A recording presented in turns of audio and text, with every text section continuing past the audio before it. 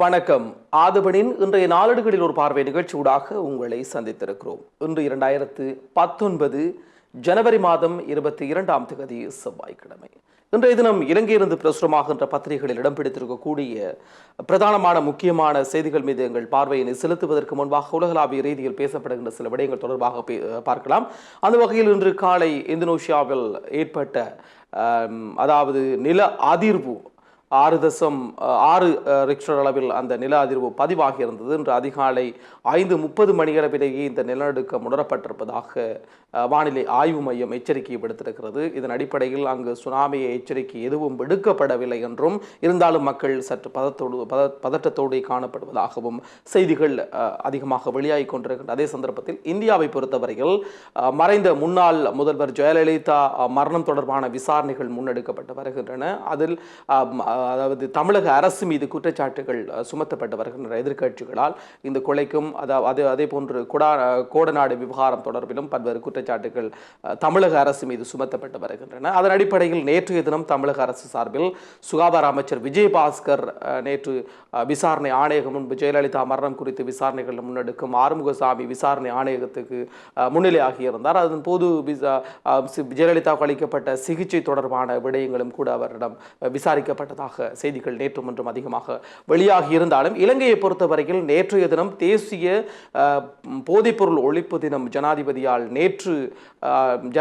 நிகழ்வுகள் முன்னெடுக்கப்பட்டன. அதன் அடிப்படையில் முல்லைத்தீவில் முன்னெடுக்கப்பட்ட ஜனாதிபதியின் தலைமையில் முல்லைத்தீவில் முன்னெடுக்கப்பட்ட அந்த விசேட நிகழ்வு தொடர்பான விடயங்களும், அங்கு ஜனாதிபதி ஆற்றியிருந்த உரை தொடர்பான விடயங்களும் அதிகமாக பேசப்பட்டுக் கொண்டிருக்கிற அந்த சந்தர்ப்பத்தில் இன்று வெளியாக இருக்கக்கூடிய பத்திரிகைகள் மீதான பார்வையினை செலுத்தலாம். அந்த வகையில் நான் ஏற்கனவே கூறியது போன்று அந்த செய்தியொட்டியதாக வருகிறது. ஆவணங்கள் மாயம், மரண தண்டனை தீர்மானத்தில் இருந்து பின்வாங்க மாட்டேன், போதைப்பொருள் வியாபாரிகளின் பின்னணியில் சிவில் அமைப்புகள் என்கிறார் ஜனாதிபதி என்ற தலைப்பில் பிரதானமாக தலைப்பிடப்பட்ட அந்த செய்தி காணப்படுகிறது.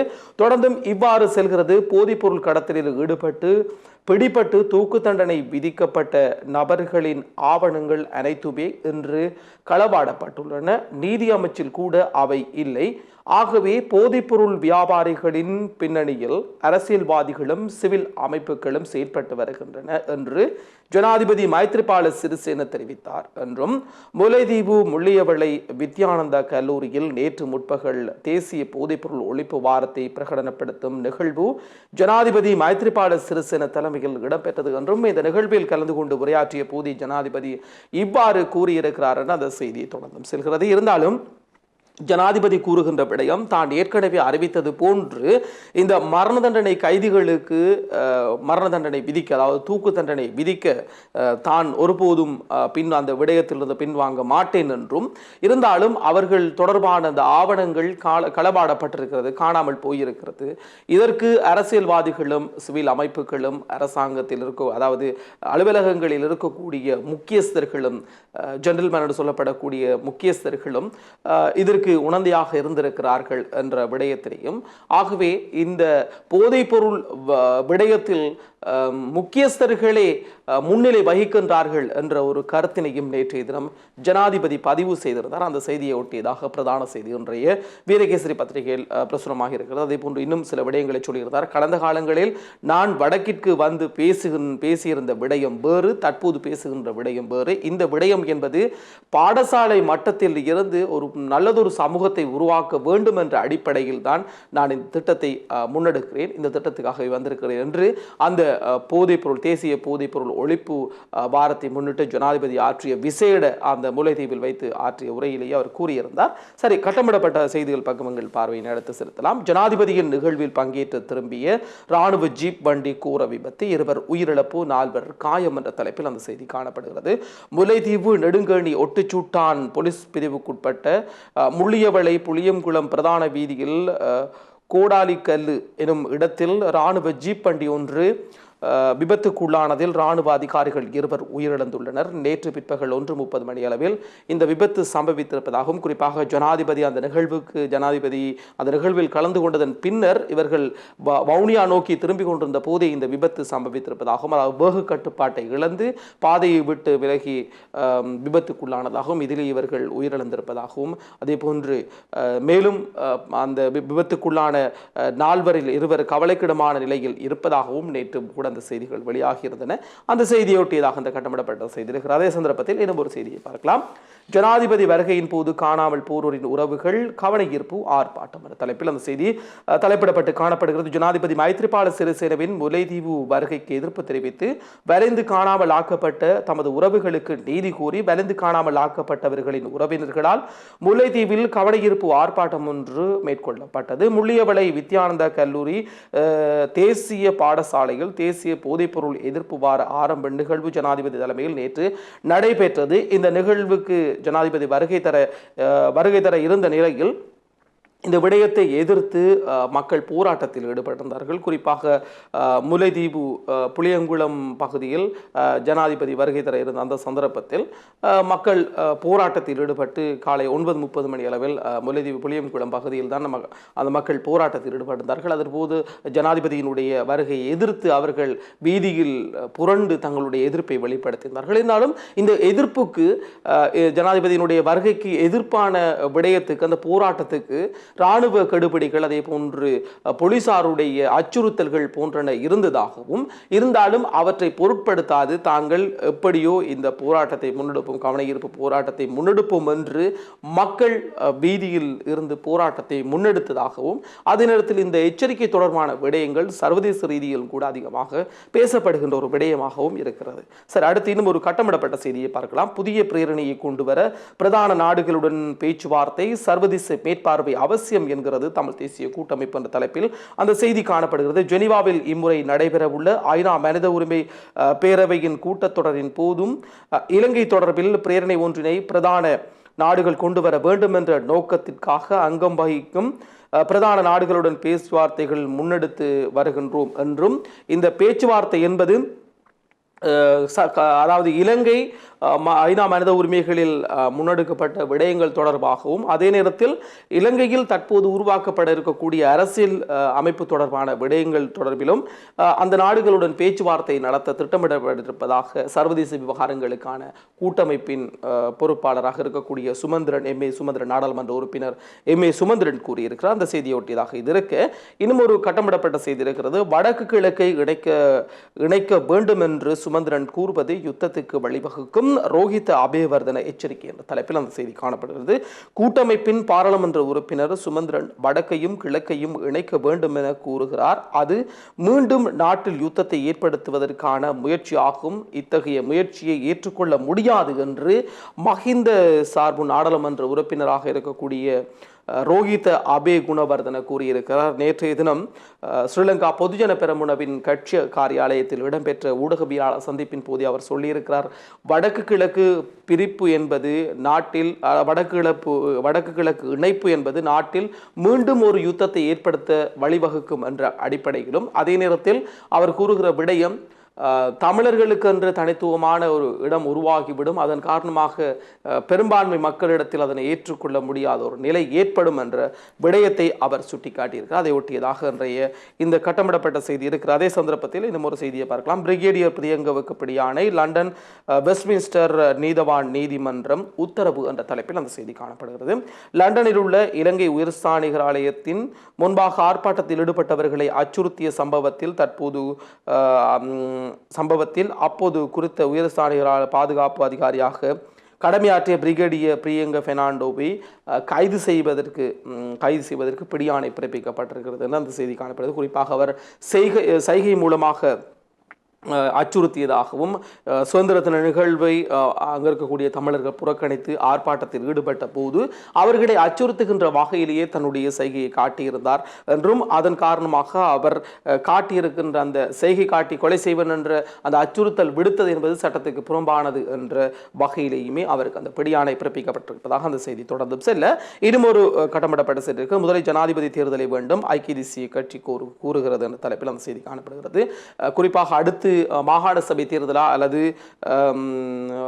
நாடாளுமன்ற தேர்தலா நடத்தப்பட வேண்டும் என்ற நிலை இருக்கின்ற நிலையில் முதலில் ஜனாதிபதி தேர்தலை நடத்த வேண்டும் என்று ஐக்கிய தேசிய கட்சி கோரிக்கை விடுத்திருக்கிறது. அந்த செய்தி இன்றைய தினம் வீரகேசரி பத்திரிகையில் முன்பக்கத்தில் முக்கிய செய்திகளில் ஒன்றாக பார்த்திருந்தோம். இவை தவிர இன்று வெளியாக இருக்கக்கூடிய தினக்குள் பத்திரிகையினுடைய பிரதான செய்தியை பார்ப்போமாக இருந்தால் வடகிழக்கு இணையாவிடின் இன அழிப்புக்கு இடம் உண்டு, சிங்களவர் முஸ்லிம்கள் எதிர்பார்ப்பதற்காக தமிழர் தாம் பாரம்பரிய இடங்களை இழக்க முடியாது என்று அந்த செய்தி பிரதானமாக தலைப்பிடப்பட்டு தொடர்ந்து இவ்வாறு செல்கிறது. வடக்கு கிழக்கு இணைப்பு கிழக்கு தமிழ் மக்களின் பாதுகாப்புக்கும் அவர்களின் தனித்துவத்தை பேணவும் அத்தியாவசியமானது.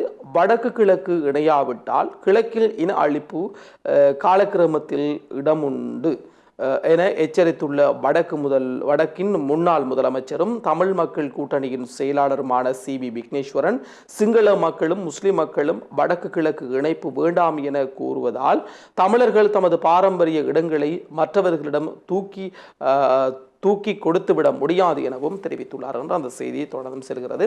அவர் கூறுகின்ற விடயம், தற்போது இருக்கக்கூடிய இந்த சூழ்நிலையில் வடக்கு கிழக்கு இணைக்கப்பட்டால் ஒரு குடையின் கீழ் எல்லோரும் வருவார்கள். இதன் போது தமிழர்களுடைய கிழக்கில் இருக்கக்கூடிய தமிழர்களுடைய பாரம்பரியம் பாதுகாக்கப்படும் என்ற அடிப்படையிலும், ஆனால் தற்போது கிழக்கு என்று ஒன்று தனியாக இருக்கின்ற நிலையில் அங்கு பெரும்பான்மையாக இருக்கக்கூடிய முஸ்லிம்கள் தான் கிழக்கை ஆளுகின்றார்கள். இதன் அடிப்படையில் கிழக்கில் இருக்கக்கூடிய பிரதானமான இடங்கள் பாரம்பரியங்கள் இல்லாமல் போவதற்கான சந்தர்ப்பங்கள் இருக்கின்ற என்ற விடயத்தினை அவர் சுட்டிக்காட்டியிருந்தார் உள்பக்கத்தில். எனவே அந்த செய்தியொட்டியதாக பிரதான செய்தி இன்றைய தினம் தினக்குரல் பத்திரிகையினுடைய பிரதான செய்தியாக இடம் பிடித்திருக்க கட்டமிடப்பட்ட செய்தியை பார்க்கலாம். கூட்டமைப்பு இல்லாமல் 3/2க்கு ஆதரவு தாருங்கள், பிரதி அமைச்சர் நளின் பண்டார என்ற தலைப்பில் அந்த செய்தி காணப்படுகிறது. 2015 ஆண்டு ஜனாதிபதி தேர்தலின் போது ஜனாதிபதி மைத்ரிபால சிறிசேன முன்வைத்த வாக்குறுதிகளில் முக்கியமான வாக்குறுதியாக புதிய அரசமைப்பு உருவாக்கம் இருக்கிறது.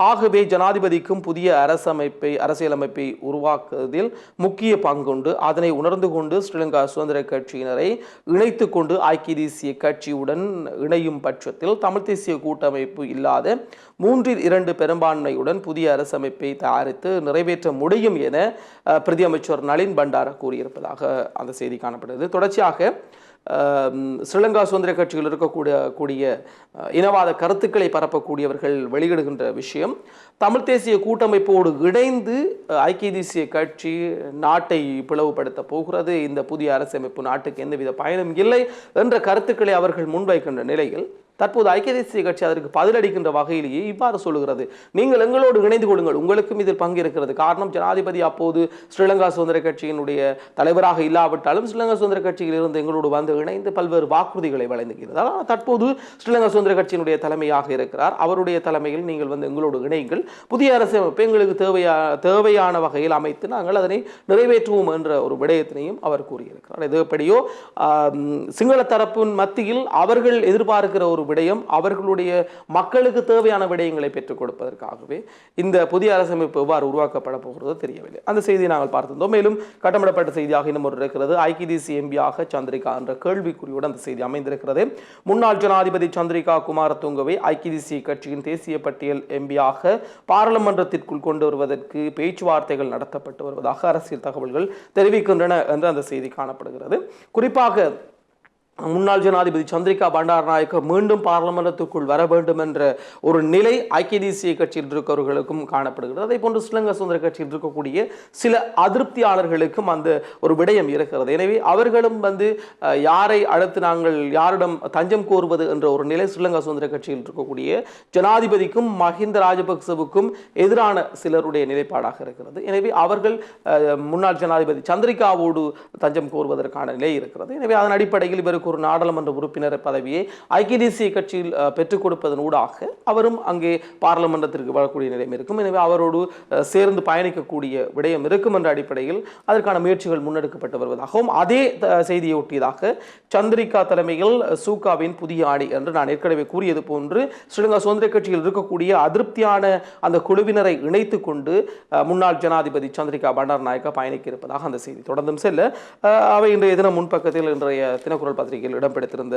செய்திகளாக இருக்க இன்னும் ஒரு செய்தியும் பார்க்கலாம். அனைத்து தேர்தலிலும் மஹிந்த தரப்பு வெற்றி வாய்ப்பு EIU கூறுகிறது என்ற தலைப்பில் அந்த செய்தி காணப்படுகிறது. இந்த வருட இறுதியில் தற்போதைய அரசாங்கம் வீழ்ச்சி அடையும் என சுட்டிக்காட்டியிருந்த ஐக்கிய ராஜ்யத்தை தளமாக கொண்ட பொருளாதார புலனாய்வு பிரிவு அடுத்த ஜனாதிபதி மற்றும் பொது தேர்தல்கள் ஸ்ரீலங்கா பொதுஜன பெரமுன வேட்பாளர்களின் வெற்றி குறித்தும் தொடர்ந்தும் எதிர்வு கூறி வருகிறது. இதன் அடிப்படையில் அடுத்த ஜனாதிபதி தேர்தல்கள் எல்லா வகையான தேர்தல்களிலும் ஸ்ரீலங்கா பொதுஜன பெரமுன வெற்றி பெறுவதற்கான வாய்ப்பு இருப்பதாக அது அறிவித்திருக்கிறது. அந்த செய்தியை ஒட்டியதாக இன்றைய தினக்குரல் பத்திரிகையுடைய முன்பக்கத்தில் முக்கியமான செய்திகளில் அந்த செய்தி இடம் பிடித்திருக்க, இன்று வெளியாக இருக்கக்கூடிய வடபுல பத்திரிகைகள் மீது எங்கள் பார்வையினை செலுத்தலாம். அந்த வகையில் உதயன் பத்திரிகையுடைய பிரதான செய்தியாக காணப்படுகிறது.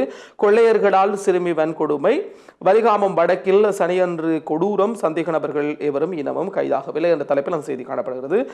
வீட்டின் கூரையை பிரித்து உள்ளே நுழைந்தவர்கள் அங்கிருந்த பணத்தை கொள்ளையிட்டது மாத்திரம் அல்லாது அங்கிருந்த சிறுமியையும் பாலியல் வன்கொடுமைக்கு உட்படுத்தி இருப்பதாகவும், ஆனாலும் இந்த பாலியல் வன்கொடுமை உட்படுத்தப்பட்ட சம்பவம் மற்றும் கொள்ளை சம்பவம் தொடர்பில் எவரும் இதுவரை கைது செய்யப்படவில்லை என்றும் அந்த செய்தி தொடர்ந்தும் இன்றைய தினம் உதயன் பத்திரிகையினுடைய பிரதான செய்தியாக செல்ல, இன்று வெளியாக இருக்கக்கூடிய வலப்புல பத்திரிகைகளில் இன்னும் ஒன்றான வலம்புரி பத்திரிகையினுடைய பிரதான செய்தியை பார்ப்பமாக இருந்தால், போதைப் பொருள் கடத்தல்காரர்களுக்கு மரண தண்டனை வழங்க வேண்டும், எனது தீர்மானத்தில் பின்வாங்க மாட்டேன், முல்லைத்தீவில் ஜனாதிபதி தெரிவிப்பு என்ற தலைப்பில் அந்த செய்தி காணப்படுது. ஏற்கனவே இந்த செய்தி நாங்கள் விரிவாக பார்த்திருந்தோம் இணைய பத்திரிகைகளில். அந்த செய்தியொட்டியதாகவே இன்றைய வலம்புரி பத்திரிகையுடைய பிரதான செய்தியும் அமைந்திருக்க, காலைக்கதிர் பத்திரிகையுடைய பிரதான செய்தி காணப்படுது. இலங்கை ராணுவ பிரிகேடியருக்கு பிரிட்டன் நீதிமன்றம் பிடியாணை, லண்டனில் தமிழர்களுக்கு கழுத்தறுப்பு சைகை காட்டி அச்சுறுத்தியமைக்காக என்ற தலைப்பில் அந்த செய்தி நாங்கள் ஏற்கனவே விரிவாக பார்த்திருந்தோம். சுதந்திர தினத்தின் போது போராட்டத்தில் ஈடுபட்டிருந்த இலங்கை தமிழர்கள் மீது பிரிட்டனில் அவர் அச்சுறுத்தல் விடுத்திருந்தார். அந்த அச்சுறுத்தல் தொடர்பான விவரங்களை ஒட்டியதாகவே அவர் கைது செய்யப்படுவதற்கான அவருக்கு பிடியாணை பிறப்பிக்கப்பட்டிருக்கு. அந்த செய்தியொட்டி காலைக்கதிர் பத்திரிகையுடைய பிரதான செய்தி அமைந்திருக்கு. இன்றைய லங்காதீப பத்திரிகையுடைய பிரதான செய்தியை பார்க்கலாம். மூலிக ரோகல் பிஹிட்டிவீம விஷமதா ரெசக் கல்முனி ஹயாய் மாத்திர திசாவட்டம எக்காய் என்ற தலைப்பில் அந்த செய்தி காணப்படுது. குறிப்பாக வைத்தியசாலைகள் அமைப்பு தொடர்பான விவகாரங்களில் முரண்பாடுகள் காணப்படுகிறதாகவும், அதன்படி கல்முனையில் மாத்திரம் 6 வைத்தியசாலைகள் காணப்படுவதாகவும், ஆனால் மாத்தறை மாவட்டத்துக்கே ஒரு வைத்தியசாலை தான் இருக்கிறது என்றும், முனராகலையில் 6 வைத்தியசாலைகளும், கேகல்லையில் 3 வைத்தியசாலைகளும், ரத்னபுரையில் 4 வைத்தியசாலைகளும் இருக்கிறது என்ற அடிப்படையில் அதனை விடயத்தை சுட்டிக்காட்டுகின்ற வகையிலையும், வெறுமனே கல்முனை அம்பாறை மாவட்டத்தினுடைய கல்முனை பகுதியில் மட்டும் 6 வைத்தியசாலைகள் காணப்படுவதாக அந்த செய்தி இன்றைய தினம் லங்காதீப பத்திரிகையினுடைய பிரதான செய்தியாக இடம் பிடித்திருக்கு. இன்று வெளியாக இருக்கக்கூடிய டெய்லி மிரர் பத்திரிகையினுடைய பிரதான செய்தியை பார்ப்போமாக இருந்தால், politicos official posing as gentleman up to drug business என்ற தலைப்பில் அந்த செய்தி காணப்படுது. குறிப்பாக அரசியல்வாதிகளும் அதே போன்று சிறந்தவர்கள் என்று தங்களை காட்டிக் கொள்கின்றவர்களும் இந்த போதைப் பொருள் விடயத்தில் முன்னிலையில் இருப்பதாகவும், அதே நேரத்தில் இந்த போதைப் பொருள் விடயம் தொடர்பாக அறிவிப்பதற்காக 1984 என்ற தொலைபேசி இலக்கம் கூட அறிமுகப்படுத்தப்பட்டிருப்பதாக ஜனாதிபதி நேற்றைய தினம் கூறியிருந்தார். அந்த செய்தியை நாங்கள் விரிவாக பார்த்திருந்தோம். அந்த செய்தியொட்டியதாக இன்றைய டெய்லி மிரர் பத்திரிகையுடைய பிரதான செய்தி அமைந்திருக்க, மலையக செய்திகள் பக்கங்கள் பார்வையினை செலுத்தலாம். உதவி செய்த சகலருக்கும் நன்றி கூற கடமைப்பட்டுள்ளேன் என்று அந்த செய்தி தலைப்பிடப்பட்டு காணப்படுகிறது. குறிப்பாக கண்டியில் இடம்பெற்ற தீ விபத்தின் போது குடும்பஸ்தர் ஒருவர் குடும்பத்தையே மாடியிலிருந்து ஒவ்வொருத்தராக கீழே தூக்கி போட்டு அவர்களை காப்பாற்றியிருந்தார். அதற்கு பிறகு அவருக்கு ஒத்துழைப்பு வழங்கியவர்களுக்கு நன்றி கூறுகின்ற வகையிலேயே தன்னுடைய குடும்ப நிவாரண நிலையில் இருந்த தீ பற்றி இருந்த போது அவரை காப்பாற்றியவர்கள் அதற்கு பிறகு வழங்கியப்பட்ட உதவிகள் தொடர்பாக தன்னுடைய நன்றியினை பதிவு செய்திருந்தார். அந்த செய்தியொட்டியதாக இன்றைய மலையக செய்திகள் பக்கத்தில் அந்த செய்தி இடம் பிடித்திருக்கு. இன்று வழியாக இருக்கக்கூடிய இந்திய செய்திகள் பக்கங்கள் பார்வையினை செலுத்துவமாக இருந்தால், அமித்ஷாவின் ஹெலிகாப்டர் தரையிறங்க தடை போட்டார் மம்தா என்ற தலைப்பில் அந்த செய்தி காணப்படுகிறது. தொடர்ச்சியாக மாநில அரசுகளுக்கும் பாஜகவுக்கும் மத்திய அரசுக்கும் இடையில் மோதல் நிலை காணப்படுகிறது. அடிப்படையில் மேற்கு வங்கத்தில் தரையிறங்க முற்பட்ட மத்திய அரசினுடைய பிரதானமாக பார்க்கப்படக்கூடிய பாஜகவினுடைய தேசிய தலைவர் அமித்ஷா சென்ற அந்த ஹெலிகாப்டரை தரையிறங்க விடாமல் மறுத்திருந்த வங்க முதலமைச்சர் என்ற தலைப்பில் அந்த செய்தி காணப்படுகிறது. தொடர்ந்தும் அந்த செய்தி அந்த விடயம் தொடர்பான விடயங்களை சுட்டிக்காட்டுகின்ற வகையிலேயே அமைந்திருக்கிறது என்பதையும் சொல்லிக்கொண்டு, அடுத்த வெளியாகக்கூடிய உலக செய்திகள் பக்கங்கள் பார்வையினை செலுத்துவமாக இருந்தால் காணப்படுகிறது. சிரியாவில் உள்ள ஈரானிய படையினரின் தளங்களை இலக்கு வைத்து இஸ்ரேல் ஏவுகணை தாக்குதல் என்ற தலைப்பில் அந்த செய்தி காணப்படுகிறது. சிறிய தலைநகர் டமஸ்கஸை சூழ்ந்துள்ள ஈரானிய தளங்களை இலக்கு வைத்து இஸ்ரேல் நேற்று முன்தினம் ஞாயிற்றுக்கிழமை முதல் உக்கிர தாக்குதல்களை நடத்தியதாக இஸ்ரேலிய பாதுகாப்பு படையினர் அறிவித்துள்ளனர் என்றும் இதன் போது தொடர்ந்து அங்கு தாக்குதல்கள் முன்னெடுக்கப்பட்டு வருவதாகவும் இதற்கு எதிர்ப்பு வெளியிடுகின்ற வகையிலேயே அந்த செய்தி அமைந்திருப்பதாக இன்றைய உலக செய்திகள் பக்கத்தில் அந்த செய்தி அமைந்திருக்கிற அதே சந்தர்ப்பத்தில் இன்று வெளியாக இருக்கக்கூடிய ஆசிரியர் தலையங்கங்கள் மீது எங்கள் பார்வையை செலுத்தலாம். வீரகேசரி பத்திரிகையினுடைய ஆசிரியர் தலையங்கமாக காணப்படுகிறது. அச்சத்தை ஏற்படுத்தும் விபத்துக்கள் என்ற தலைப்பில் அந்த செய்தி பிரதானமாக தலைப்பிடப்பட்டிருக்கிறது. நாட்டில் வாகன விபத்துக்கள் மிக வேகமாக அதிகரித்து செல்வதையும் இதனால் அதிகளவான உயிரிழப்புகள் பதிவாகி கொண்டிருக்கின்றமை அவதானிக்க முடிகிறது. வருடம் ஒன்றுக்கு சுமார் 2000க்கும் மேற்பட்டோர் வாகன விபத்துக்களினால் உயிரிழக்கும் சம்பவங்கள் பதிவாகி கொண்டிருக்கின்றன. வாகன விபத்துக்களை கட்டுப்படுத்த அரசாங்கம் சட்டத்திட்டங்களை எவ்வளவு தூரம் கடுமைப்படுத்திய போதும் விபத்துக்கள் அதிகரித்து கொண்டே செல்கின்றன. உண்மையில் இந்த விபத்துக்கள் அதிகரிப்பு என்பது எந்த ஒரு சட்டத்தை கொண்டு வந்தோ அல்லது அந்த சட்டத்தை அமல்படுத்தியோ அல்லது அந்த சட்டத்தினூடாக கைது செய்தோ முடியாது. ஒரு தனி மனிதர் சிந்தித்து தங்களுடைய வேக கட்டுப்பாடாக இருக்கலாம் அல்லது மது போதை அருந்துவது இது தொடர்பான விடயங்களில் அந்த ஒரு தனி மனிதர் சிந்தித்து தன்னுடைய குடும்பம் தான் செல்கின்றோம் அதே போன்று இன்னொருத்தர் செல்கின்றார் என்ற அந்த உயிரினுடைய வலிவு என்று சொல்வார்கள், உயிரினுடைய மகத்துவத்தை புரிந்து கொண்டு அவர்கள் செயற்படுவாக இருந்தால் விபத்துக்களை குறைத்துக் கொள்ளக்கூடியதாக இருக்கும் என்ற விடயத்தினை சுட்டி காட்டுகின்ற வகையிலையும் இன்றைய வீரகேசரி பத்திரிகையினுடைய ஆசிரியரிடம் தன்னுடைய ஆசிரியர் தலைப்பை தீட்டிருக்கிற அதே சந்தர்ப்பத்தில் தினக்குரல் பத்திரிகையினுடைய ஆசிரியர் தலைப்பை பார்ப்போமாக இருந்தால் உரிமைகளை பேணி பாதுகாத்தல் என்ற தலைப்பில் அந்த செய்தி காணப்படுகிறது. பயங்கரவாதத்துக்கு எதிரான யுத்தம் என்பதற்கான இலக்கு வென்றெடுக்கப்பட்டதோ இல்லையோ என்பதற்கு அப்பால் அது உலக நாடுகளில் இன மத மொழி ரீதியாக சிறுபான்மையினராக உள்ள சமூகங்களின் அடிப்படை உரிமைகளுக்கு பெரும் பாதிப்பை ஏற்படுத்தி இருப்பதுடன் தொடர்ந்தும் அதன் தாக்கம் இருந்து வருவதை நிராகரிக்க முடியாது. அதேவேளை இப்போது சிறுபான்மை சமூகங்களின் உரிமைகளுக்கு ஆப்பு வைக்கும் விதத்தில் மற்றும் ஒரு பூதம் ஒன்று வெள்ளிக்கிளம்பி இருப்பதாக தோன்றுகிறது என்றும் அந்த செய்தியை மையப்படுத்தியதாக காணப்படுகிறது. குறிப்பாக இந்த இவ்வாறான மனித உரிமை விடயங்கள் என்பது அதே போன்று சிறுபான்மையினருக்கு எதிராக முன்னெடுக்கப்படுகின்ற விடயம் என்பது உரிமையை எவ்வாறு பேணி பாதுகாப்பதற்கு வித்திட்ட வழியாக இருக்க போகிறது என்பதனையும் இதன் காரணமாக சிறுபான்மையினர் எவ்வாறு பாதிக்கப்படுகின்றார்கள் என்ற விடயத்தினை சுட்டி காட்டுகின்ற வகையிலேயும் இன்றைய தினக்குரல் பத்திரிகை தன்னுடைய ஆசிரியர் தலைப்பை தீட்டிருக்கிற அதே சந்தர்ப்பத்தில் கேலிச்சித்திரம் மீது எங்கள் பார்வையினை இறுதியாக செலுத்தப் போகின்றோம். அந்த வகையில் இவ்வாறு அமைந்திருக்கிறது கேலிச்சித்திரம். குறிப்பாக இந்த ஜனாதிபதி தேர்தல் விடயத்தில் ஜனாதிபதி மைத்ரிபால சிறிசேன மற்றும் மஹிந்த ராஜபக்ச ஆகியோர் யாரை ஜனாதிபதி வேட்பாளராக களமிறக்க வேண்டும், களமிறக்க போகிறார்கள் என்று அவர்கள் தீர்மானித்துக் கொண்டிருக்கின்ற இந்த சூழ்நிலையில் வியத்மக என்ற ஒரு அமைப்பினூடாக முன்னாள் பாதுகாப்பு செயலாளர் கோத்தபாய ராஜபக்ச ஜனாதிபதி வேட்பாளராக களமிறங்க போகிறார் என்ற அந்த விடயத்தினையும் இருவர் வீடுகளாக பிரித்து அந்த வியத்மக என்ற இடத்திலிருந்து அவரும் இவர்கள் ஸ்ரீலங்கா சுதந்திர கட்சிக்குள்ளிருந்து இவர்கள் இருவரும் தோளில் கையை போட்டுக்கொண்டு இவ்வாறான விடயத்தை சிந்தித்துக் கொண்டிருக்கின்றார்கள் என்ற செய்தியை சொல்லுகின்ற வகையிலையும் இன்றைய கேலிச்சித்திரம் அமைந்திருக்கிறது என்பதையும் சொல்லிக்கொண்டு இந்த அளவில் இன்றைய நாளேடுகளில் ஒரு பார்வை நிகழ்ச்சியினை நிறைவு கொண்டு வரப்போடும். தொடர்ந்து எங்களுடைய காலை நேர செய்தி அறிக்கை கூட வரும் என்ற ஞாபகப்படுத்தலோடும் உடனுக்குடனான செய்திகளை அறிந்து கொள்ள www.aadhavannews.com என்ற இணையதளத்தையும் பார்வையிடுங்கள் என்ற ஞாபகப்படுத்தலோடும் மற்றும் ஒரு நிகழ்ச்சிகள் அனைவரையும் சந்திக்கலாம். தொடர்ந்தும் ஆதவனின் நிகழ்ச்சிகளோடு இணைந்திருங்கள். சந்திப்போம். வணக்கம்.